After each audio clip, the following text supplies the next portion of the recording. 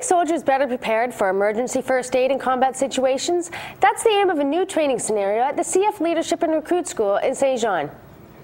Veiller à ce que les soldats soient prêts à administrer les premiers soins en situation de combat, voilà l'objectif d'un nouveau scénario d'entraînement développé par l'École de leadership et de recrue des Forces canadiennes.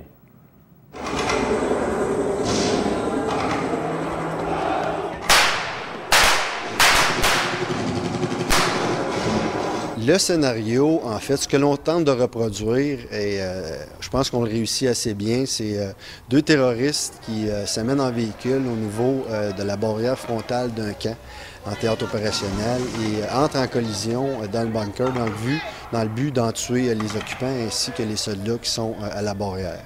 Par la suite, la manière que le scénario se déroule, on a une section d'infanterie qui fait partie du QRF, la Quick Reaction Force en anglais, qui vient intervenir là, afin de sécuriser le camp, de donner les premiers soins dans la mesure, à partir des connaissances qu'ils ont apprises durant la semaine et de s'assurer de bien sécuriser les blessés après les avoir traités.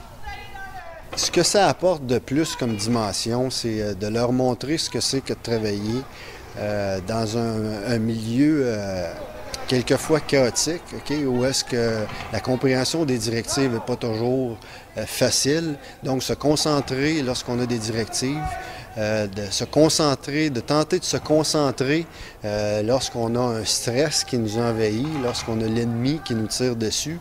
Et tout ça en essayant de garder son calme, ce qui n'est pas toujours évident pour des recrues qui n'ont que 5 semaines d'armée.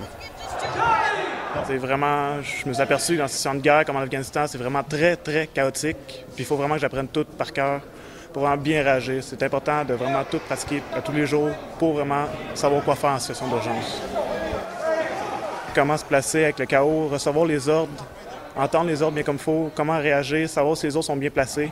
Puis il faut qu'on pratique ça vraiment. C'est vraiment le travail d'équipe qui compte dans cette situation-là. Puis aujourd'hui, ça a bien été quand même pour la première fois.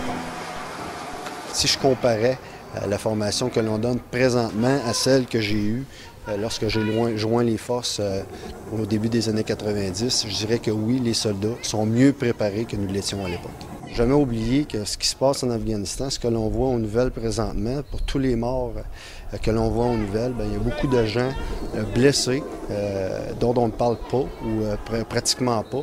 Mais il ne faut pas oublier une chose, c'est que ces gens-là ont dû recevoir des premiers soins et parfois même ont eu la vie sauvée par quelques-uns de leurs compatriotes.